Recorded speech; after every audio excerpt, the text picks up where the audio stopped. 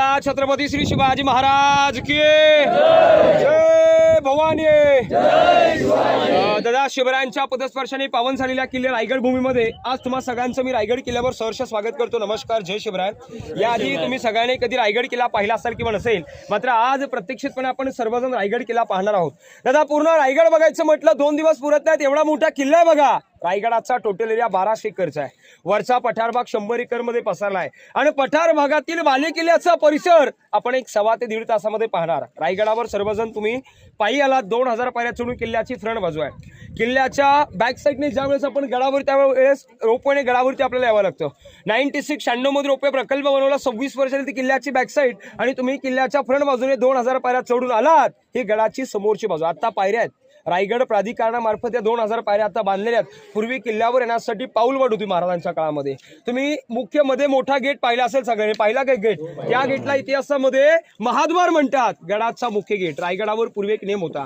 शिवकालीन एकदा संध्याकाळी 5:30 वाजले आणि 5:30 वाजता नगारखान्यावर एकदा नगारे तुतारे चौकडे वाजले की गडाचे दरवाजे बंद व्हायचे। दुसऱ्या दिवशी सकाळी पहाटे 5:30 ला नगारखान्यावर नगारे वाजले की गडाचे दरवाजे उघडत असे। एकदा का संध्याकाळी 5:30 ला तो महाद्वार बंद झाला की गडावरून कोणी खाली जाणार असेल त्याला जाता येत नव्हतं आणि खालून कोण किल्ल्यावर येणार असेल त्याला येता येत नव्हतं। डायरेक्ट दुसऱ्या दिवशी सकाळी 5:30च्या नंतर बघा हिंदवी स्वराज्याची प्रथम पहिली राजधानी म्हणजे राजगड, पुणे जिल्हा बेला तालुक्यात। राजगड तुम्ही पाहिला असेल किंवा नसेल, पाहिला का राजगड?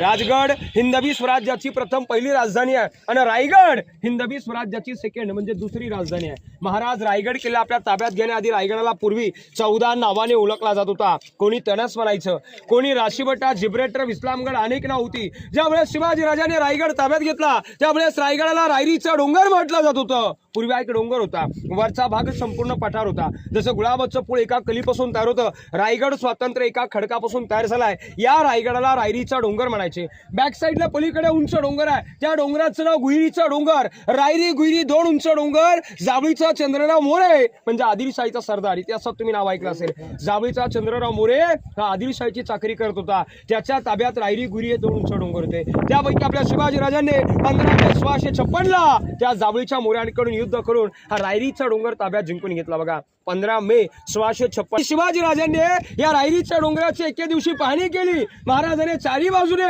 या रायरीच्या डोंगराला पाहिलं आणि डोंगरांनी राजांना पाहिलं। राजांच्या तोंडातून रायगडाबद्दल रायरीच्या डोंगराबद्दल काय उद्गार पडले की पंत राजा कसा जाऊन पाहता, पंत राजा कसा जाऊन पाहता, गड हा बहुत चकोट, चौतर्फा गडाचे कडे हे तासल्याप्रमाणे गाव 1.5 गाव उंच। चौतर्फा गडाचे कडे म्हणजे चारी बाजूने आपण गडाचे कडे जर पाहिले तर तासल्याप्रमाणे गाव 1.5 गाव उंच।